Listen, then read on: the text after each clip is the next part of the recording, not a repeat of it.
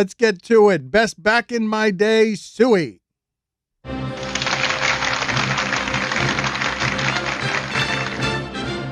And now, the Suey nominees for Best Back in My Day. Flavored coffee. Basic, regular coffee has been elbowed from the stores and specialty shops, shoved to the gutter by flavored coffee. The can of Maxwell House weeps. The typical flavoring used in coffee is a chemical consisting of 85% propylene glycol, the same synthetic substance used as a solvent in antifreeze and to de-ice airplanes. The truth. It's also a fact that flavored coffee tends to make use of cheap, stale beans. The lab-made fake flavoring is then sprayed on the old beans, which are sprayed in oil to adhere the flavoring. Give that a thought next time you're taking a sip of your fraud coffee made it taste like Cherry's Jubilee. Me? I'll take a heavy ceramic cup of plain old hot black coffee, please. Hold the orange coconut. I'm Greg Cote, and that's how it was back in my day. Telephone operators. I miss the effort once involved in making a phone call. You had to work for your connection, had to earn it. Millennials don't know anything but the ease of it.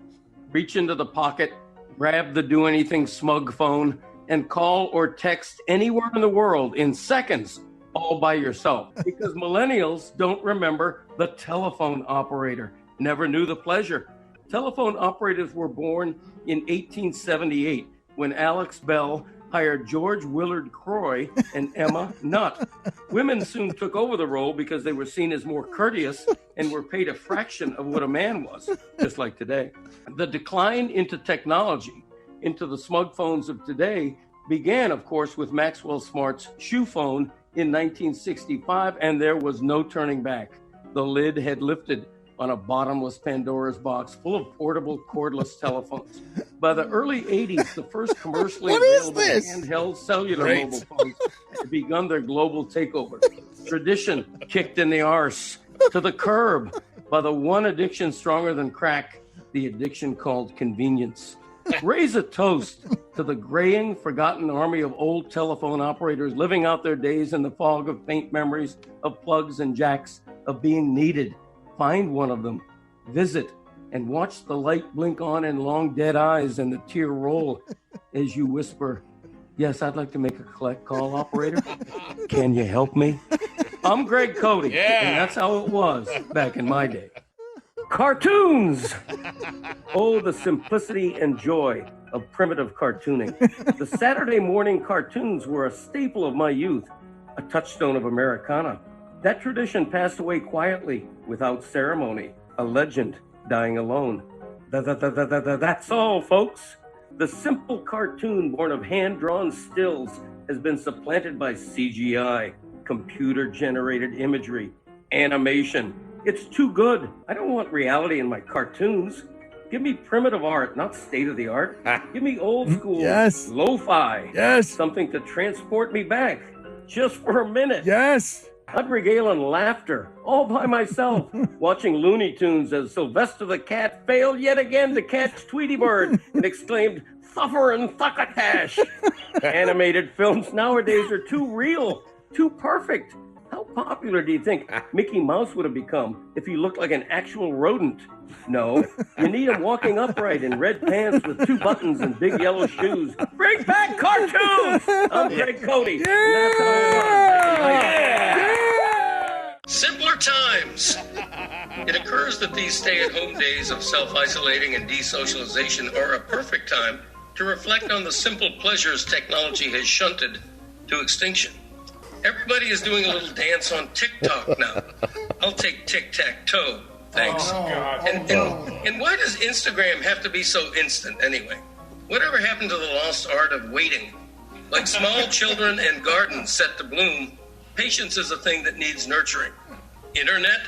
How about exploring your inner thoughts instead? Oh my God. Tinder? Whatever happened to Mom setting you up with Diane's son, the busboy over at Beefsteak Charlie's? Facebook? How about a little FaceTime? And not the kind you do on your iPhone. And by the way, Amazon did not invent doorstep delivery. Grandpappy, Wild Bill Cody's dad, used to steer a horse-drawn carriage that delivered big blocks of ice to folks 60-pound blocks he'd lift with black iron tongs. We used to have 2 chilled bottles of milk delivered every morning to 1440. A door-to-door vacuum cleaner salesman came to our house once, threw dirt on our carpet, swooped it up, and sold my mom a state-of-the-art Electrolux Jubilee. The calliope music of the ice cream truck in my neighborhood wasn't what drew me from my Stratomatic game. No, it was the bells signaling the arrival of the Charles Chip truck with its magic cargo of those glorious big brown tins and the salty wonder they contained. You know, it could be true. I wasn't made for these times.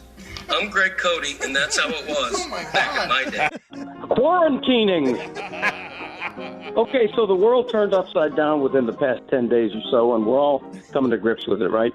I am not here to make light of a grave situation. What I am getting a kick out of are people acting like staying at home is the biggest burden in the world. This is nothing new to me. I spent my entire childhood alone in my bedroom at 1440 playing Stratomatic baseball. Rolling dice, baby. My mother and the other hens were in the other room playing mahjong. 4 crack, 3 bam, as I was hunkered in, not only playing baseball on a piece of cardboard, but doing play-by-play like Kurt Gowdy. And you wonder why I only had like 3 dates in the entirety of my high school years. My mother always used to tell people, Greg loves being alone. He's a self-amuser. Hey, if you're bored already, search around the house and find one of those weird rectangular things filled with pulp and words. It's called a book. Reach up under the high shelf of your closet and find the Monopoly game you last played in 1983. We are well equipped in 2020 to stay at home in a way we weren't during the 1918 Spanish flu pandemic. I survived that. I can survive this. I'm happily alone in the abode and about to get back to what I was doing. The Stratomatic game is dusted off. It's 1967, middle of the 5th, and Yaz is up. Come on, Dice. I'm Greg Cote, and that's how it was back in my day. Yeah. Sandwiches. The good old sandwich. It got away from us. It was simple once. Sandwich knew what it was. It was ham and cheese, peanut butter and jelly, grilled cheese, a burger. Simple, nothing fancy. Nowadays, we've tried to turn the sandwich into the work of culinary art it was never meant to be. We've draped a lunch pail man in an Armani suit. Plain bread was fine, but now it's a ciabatta roll or a brioche bun. Ketchup or mustard did the job, but now it's aioli sauce. I don't even know what a sandwich is anymore, but I know what it isn't. It isn't a hot dog. A sandwich has bread on the top and bottom of what's inside, whereas a hot dog's bread is on either side of the meat. Other foods that are not sandwiches include tacos, gyros, burritos, chicken with waffles, and the king of the gastronomic oxymoron, the open-faced sandwich. Boy, I can tell you the namesake of the sandwich, John Montagu, Great Britain's 4th Earl of Sandwich, would not approve of the modern complication of his design because Sandwich in the 1770s created the sandwich for its very simplicity. The English aristocrat ordered a minion to hand him meat between slices of bread so he could eat with one hand while simultaneously playing cribbage. Sadly, Lord Sandwich was a complicated man, sort of a louse, to be honest. In his time, the statesman was considered incompetent, corrupt, a degenerate gambler. His first wife went insane. His second was murdered by a jealous suitor.